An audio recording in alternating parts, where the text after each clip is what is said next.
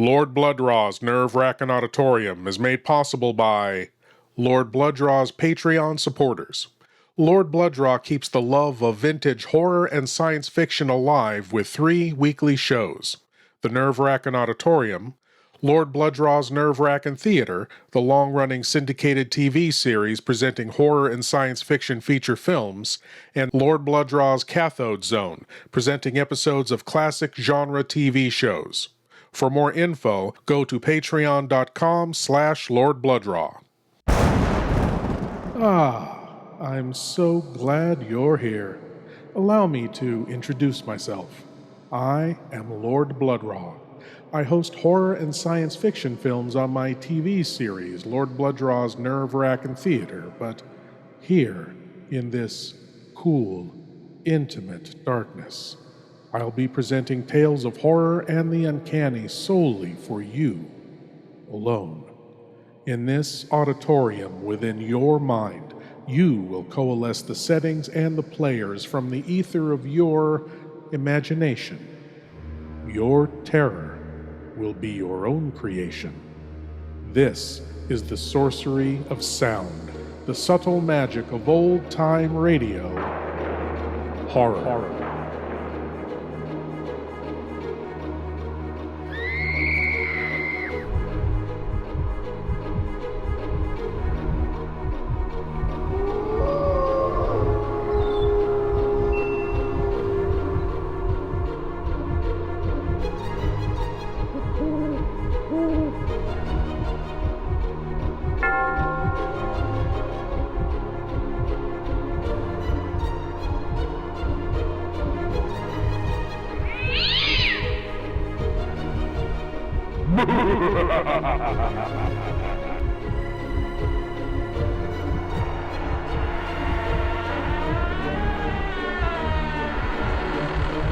Please leave your eyes at the door. You will not need them. This is Lord Blood-Rah's Nerve-Wrackin Auditorium. It's fascinating that people who would never dream of trying to hold back a waterfall with their bare hands or stand defiantly before a raging hurricane would fight to stop the natural force and progression of time. To some, the completely natural and inescapable process of aging is terrifying. Watching the years pass, bringing with them a gray hair here, a wrinkle there, a few more aches, a little less energy, all leading to the natural inevitable. To some, this is akin to laying on the slab in the pit, watching the swinging, slashing pendulum of age slowly descending. Tonight's tale is about such a person and the deadly quote-unquote solution he came up with. From beyond midnight comes the tale Eloises Whereabouts.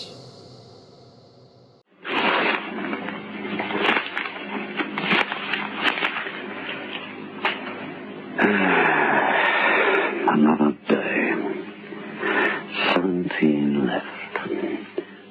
17 short, swift days. And you'll be 40, Robert Holmes. 40 years old. Yes? Oh, leave it there, please. No, on the table there. Thank you.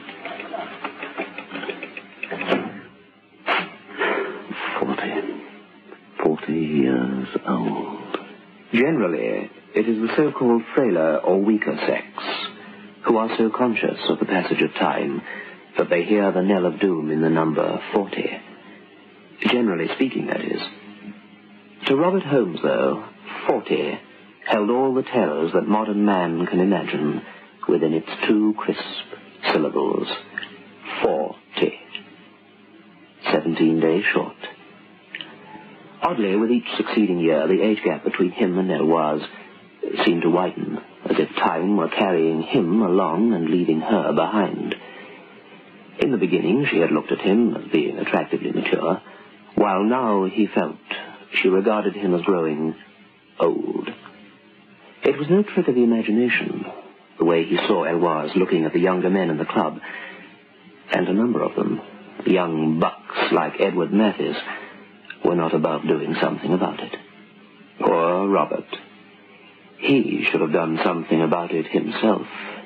Instead, he allowed it to prey on his mind, and that pathetic little number, the one that comes after 39, carried him beyond midnight.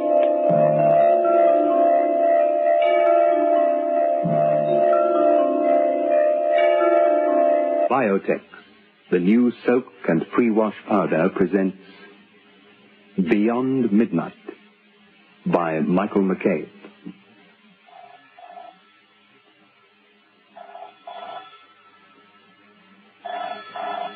I'll get it, darling. Hello? Oh, hello, Beryl. Look, I've been dying to hear what happened earlier. 29. That's all she is. Looks 23. Got beauty, youth, money too. Always gregarious. Thought she'd become a bit calmer though after marriage. She did, I suppose, but only for a year or two. No. Then I didn't look old. Hair hadn't even begun to recede. Grey now, falling out. I look about 80. Getting a double chin, too. Can't get away from it. Very unfair. I think it's all happening to her. I wouldn't mind if she got a few lines as well. That woman's going backwards. She's getting younger. Bye. Yes, of course, Beryl, love. Bye. Bye. Robert, you see, felt his security imperiled. In fact, he had completely, by this time, convinced himself that the only answer to his problem lay in his wife's death. Oh, dear. That Beryl, she is the limit, she really is. Beryl? Oh, you know Beryl? No, I don't. Oh, of course you do, darling. Beryl Crimmer. She got married last spring to that tennis player, John something or other. John? We were all terribly surprised. He's at least 7 years younger than she is. Nevis thinks he's the most beautiful man she's ever known. I've never seen hair so fair, and he's got so much of it. Yes, Eloise had youth, vitality, and longevity. It was a family trait. This combination virtually eliminated all chance for a natural death. Thus, Robert Holmes found himself with a sole possibility. In order for Eloise to die, he would have to kill her himself.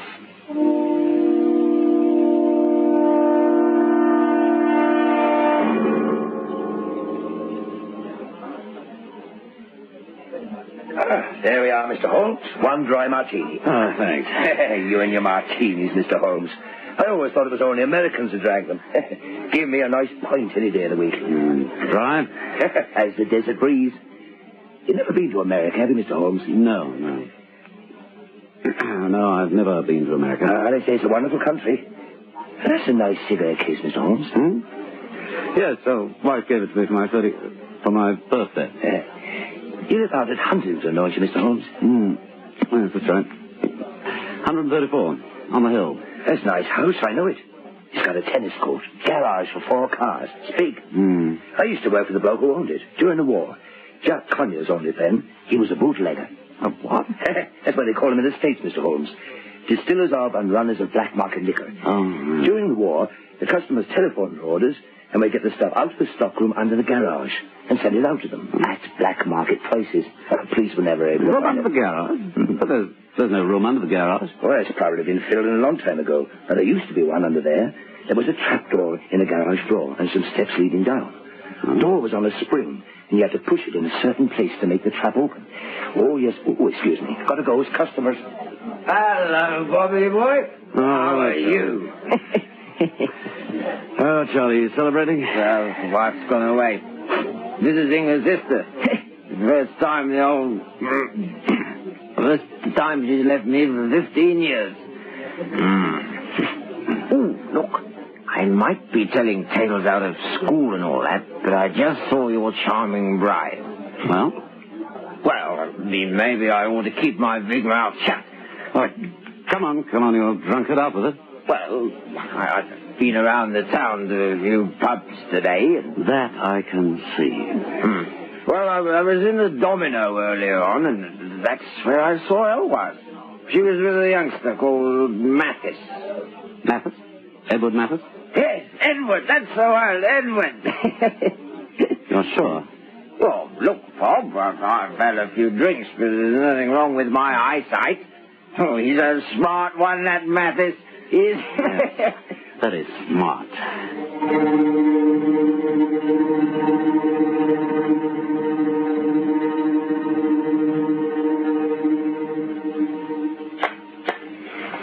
What would you like to do on your birthday, Bob? It's only a couple of weeks off, you know. You'll be 40. You don't have to remind me.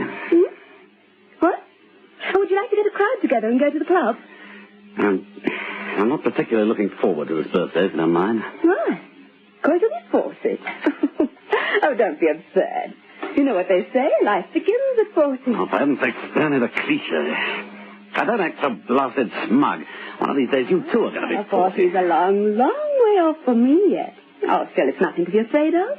He glanced down the long table at his wife. She had a secret, of that he was sure. 9 years they'd been married now, 9 years on her money. Even his job in her father's brokerage firm would go down the drain if anything happened to their marriage. Is anything wrong, Bob? What did you do today? Oh, nothing important. Went to the club, played 9 holes, and... With whom did you play? What is this, Robert? An inquisition?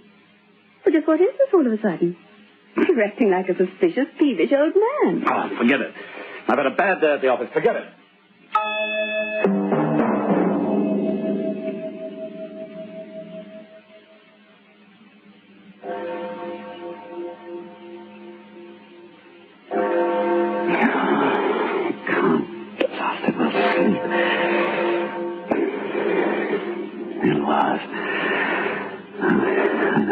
Secret looks all right. It's not the first time either.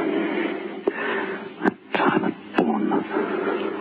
Something was going on there with Bert Franklin. Then in the south of France, in Cosgrove. She's always been seen in a cocktail lounge of the Grand with young Lewis Ingram. Soon after she got a divorce, too. Oh, something was going on there, all right. With all of them. She always had a great fondness for transacting business and pleasure in cocktail lounges. She'd always come home to Daddy in the past, though. But we'll see now. I'm getting old. 40. If I lose her to another man, then I'm sunk. Job. House. Car. Something's got to be done. Yes, something's definitely got to be done.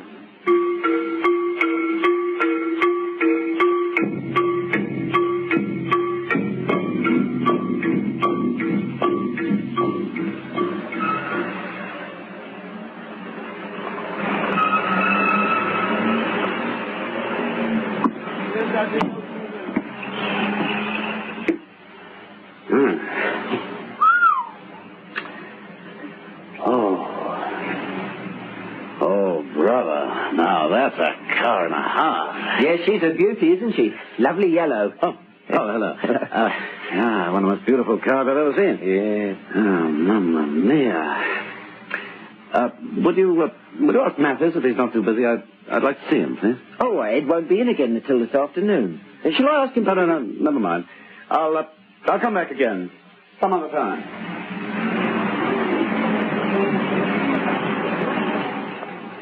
To blazes with work today. That's what Holmes thought that morning. He drove home again. Her car was not in the garage. He moved moodily about the house for a while, drank 2 drinks, and then suddenly remembered what the barman had said about the old trapdoor in the cellar of his house. With a strange excitement, he went to investigate. Something had clicked in his mind.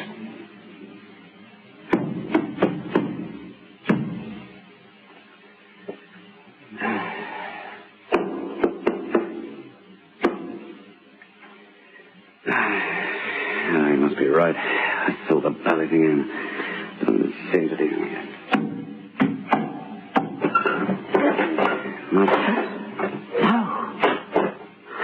he wasn't telling fairy stories. And it isn't filled in either. Quickly, Holmes grabbed the flashlight and, climbing through the trap, made his way down a flight of stone steps into... what? The room under the floor was large, approximately the size of the garage itself. The mold-encrusted ceiling was formed of steel I-beams surmounted by the concrete garage floor. The four walls were concrete, too. The floor was hard-packed earth. The air was close and fetid.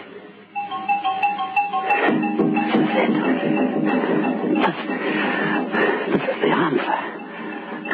A few details here and there, and my future is secure.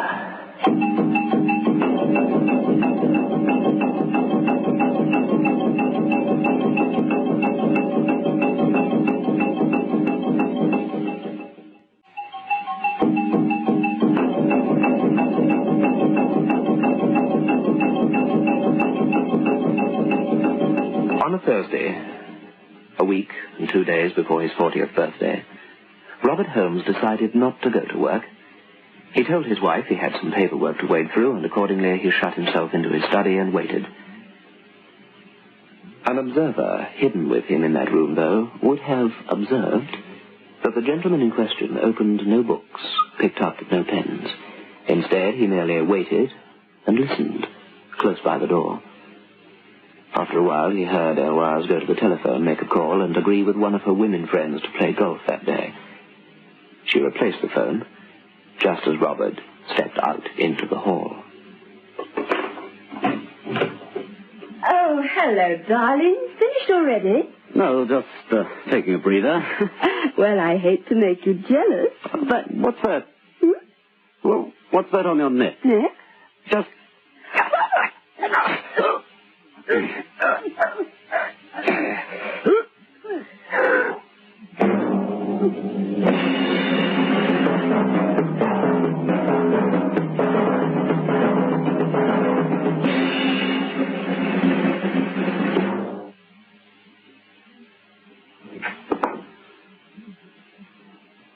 Yes, Robert did a very workmanlike job of throttling Eloise. As soon as he had finished, he carried her down to the room under the garage and buried her in the shallow grave he had dug the day before. By the time he carried this out, washed his hands and straightened his tie, barely 5 minutes had passed. In another 15 minutes, he was sitting at his desk at his office in town. Came 4:30 that afternoon.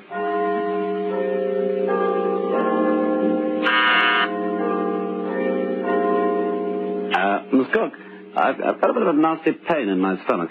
In fact, I don't feel well at all. I'd like you to ring my wife, please.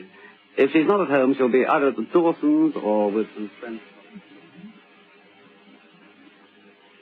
I'm sorry, Mr. Holmes, awfully sorry. I've tried all the places you said, but no one's seen her today. Huh? This Mrs. Bascom said she talked to your wife this morning. They were supposed to play golf together.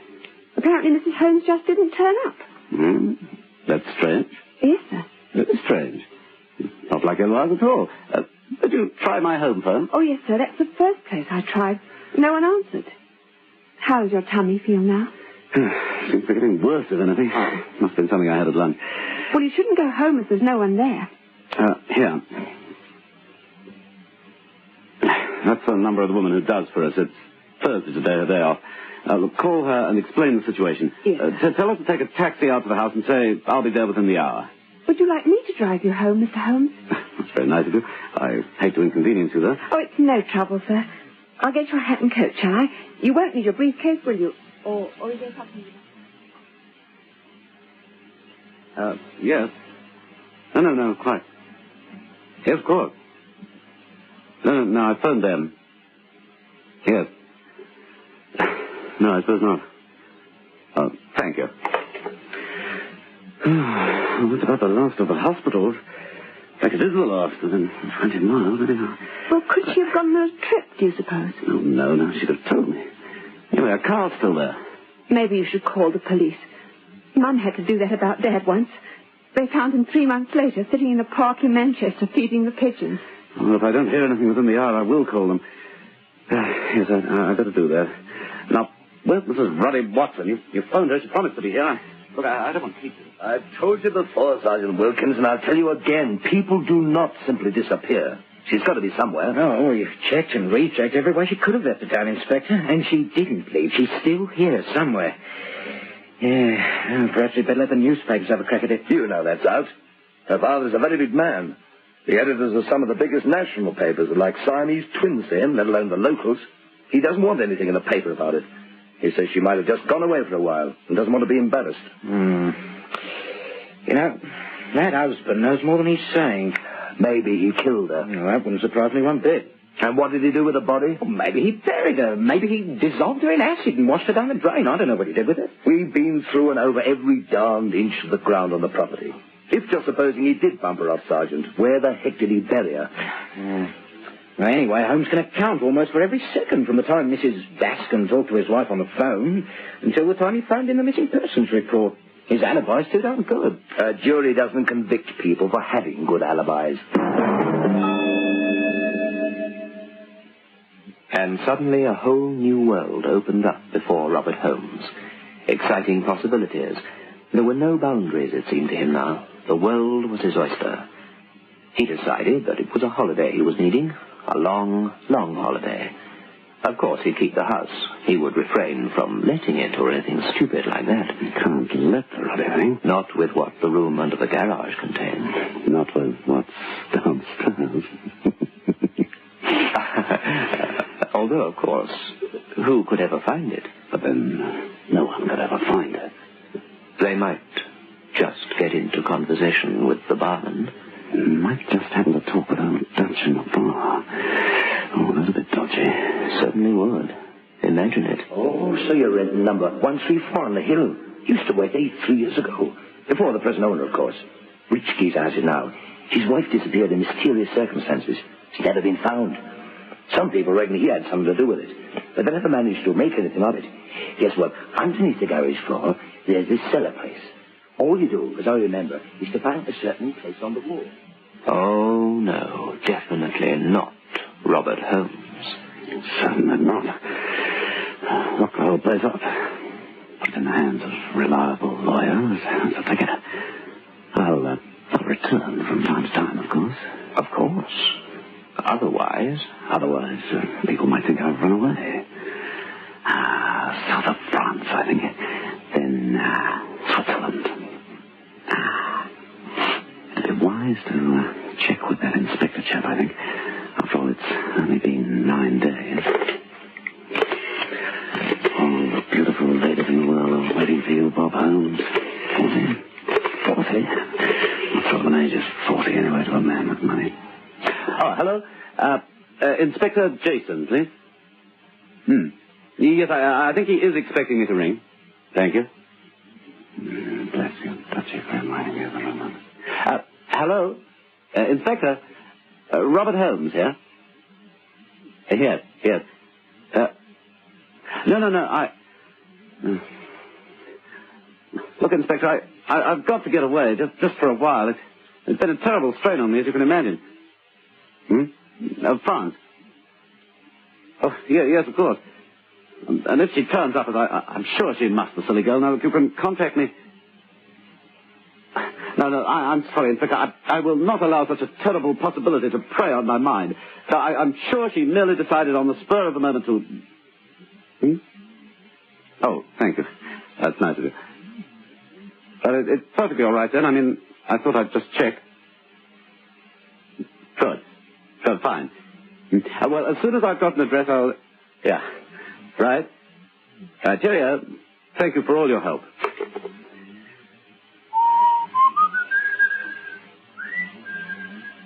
No ordinary day, this. It was Robert Holmes' 40th birthday. He had allowed the woman who did for him leave for an indefinite period. On a generous retainer, of course. He began to pack. Then he discovered an annoying thing. He couldn't find the diamond-studded tie clip that Eloise had given him for his 39th birthday.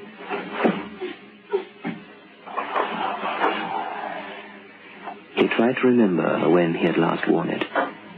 It had been the day he had killed Eloise. He remembered dressing and waiting for her to make a phone call. Later, he had carried her down to the room. He had placed her in the grave and covered her. It's got to be down there. It's the only place it can be. Oh, I can't leave it.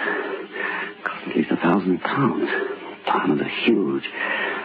Anyway, I never found the room and found her.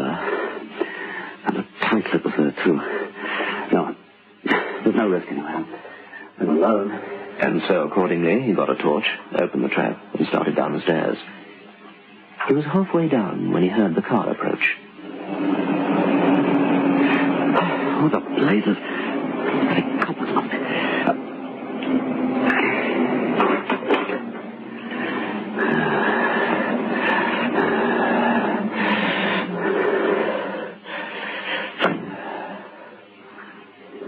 With his ear to the trapdoor above him, Robert realized that the car, and whoever had driven it there, had come into the garage. It had to be the police. I'll wait for you here. Who's that? It's not the police. Several minutes passed. Then came another voice. Nobody seems to be home. The back door's open. But no one came when I rang. Might be in the bar. She said deliver it this morning. I'm positive of that. It's his birthday. What shall we do? Suddenly, Robert recognized the second voice. Ed Mathis. Mathis. We'll leave the car where it is. It's paid for. We'll go back to town in your car. Waiting a decent interval, Robert searched for the tie clip and found it. Now he was ready to go.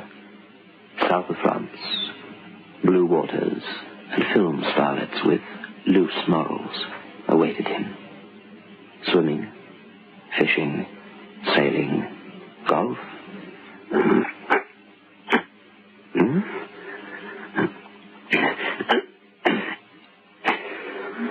The door remained shut. He placed his back against the trap. He strained against it with all the power of his back and legs. And then he felt a wave of terror. Like a page slowly unfolding before him, he saw it. Ed Mathis. The secret meeting with Eloise. Mathis was a car salesman at the place where he had admired the beautiful car that day. His birthday. 40. And standing there like a poised missile just inches above him, the yellow, beautiful sports car, with one wheel resting firmly on the trap door.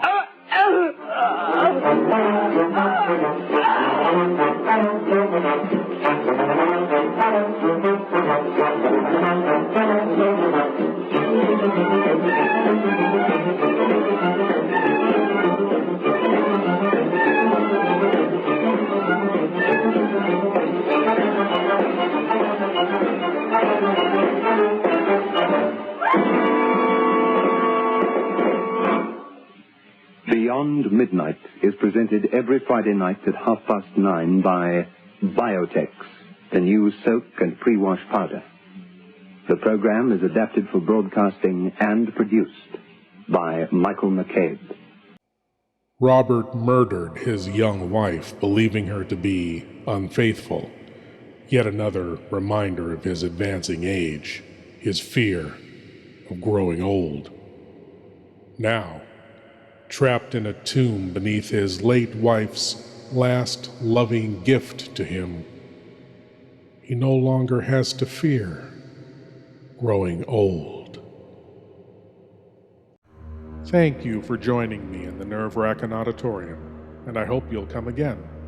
But now it's time for you to rejoin the, real world. I am Lord Blood-Rah, and I'll be waiting here for you in the shadows of your mind until the next time you seek the darkness. Good night.